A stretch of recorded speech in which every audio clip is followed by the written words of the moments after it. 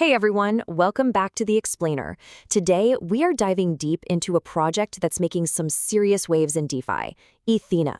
It's a really ambitious attempt to build a completely new kind of digital dollar. So, let's kick things off with a big idea, a question that really gets to the core of what Ethena is all about. What if a dollar never had to touch a bank?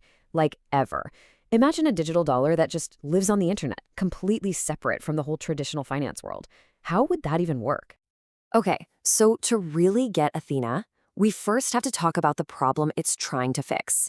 And honestly, it's a huge, kind of ironic problem sitting right at the heart of DeFi and how stablecoins are built today. You know the big ones, right? USDT, USDC, they're basically the workhorses of the crypto world. People use them for everything from trading to lending. And their whole deal is that for every single digital coin, there's a real US dollar sitting somewhere safe. But here's the kicker. Where is that somewhere? It's in a regular old bank. And that's the great irony, isn't it?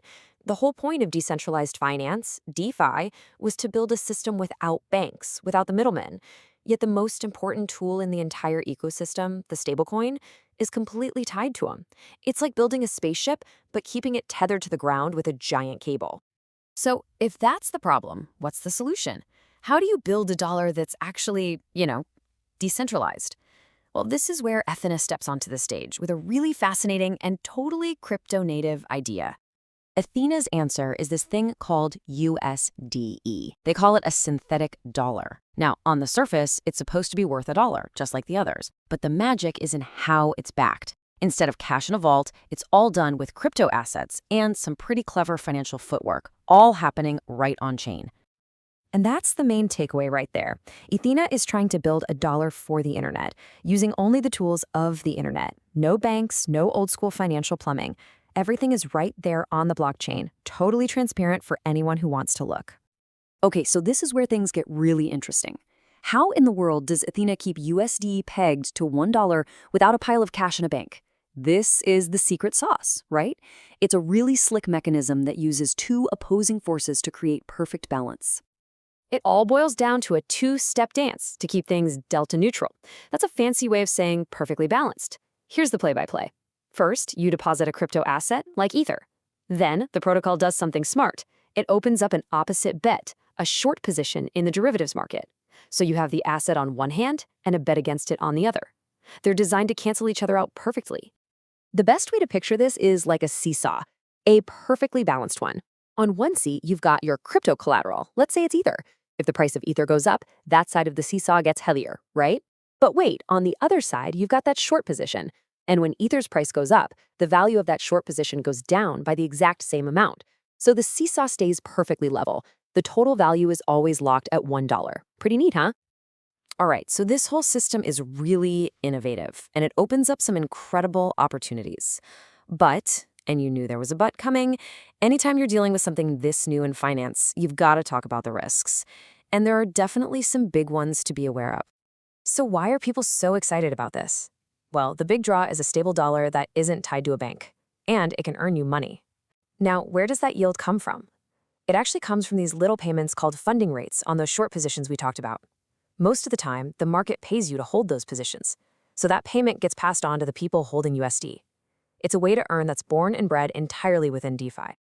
But that complexity is a double-edged sword. It's also its biggest risk. For this whole machine to work, a few things need to go just right. For instance, it absolutely needs a ton of liquidity in the derivatives markets to place those hedges. If the market goes completely wild and that liquidity vanishes, well, the peg could be in trouble. Then there's smart contract risk. A single bug in the code could be disastrous. And of course, the big unknown. What are regulators going to think about this down the line? And there's one more piece to this puzzle, the ENA token. This isn't the stablecoin, this is the governance token. If you hold ENA, you get a say in how the whole protocol is run. You can vote on changes, plus you can get a slice of the revenue the system generates, so it's a way to have a real stake in the project's future. So let's zoom out. What's the big picture here? What does this mean for the future of money online? Because Ethena's goal is way bigger than just launching another stablecoin. Look, Ethena isn't just a different flavor of stablecoin. It's a direct challenge to the big guys like Tether and Circle. It's basically asking the multi-trillion-dollar crypto market a very pointed question. Do we really need to depend on the old banking system at all? And that is the ultimate dream here. The end game isn't just a new coin. It's about building a foundational piece of a whole new parallel financial system, one that's 100% native to the blockchain, a world where you can save, spend, and do business without ever needing a bank. Which brings us to the big final question. Ethena is, without a doubt, a huge leap towards a truly decentralized financial world. But is this incredibly complex, genius model the key that finally unlocks that future? Or is it a high-wire act, an experiment with risks that are just too big to handle? That's the billion-dollar question at the very heart of this project.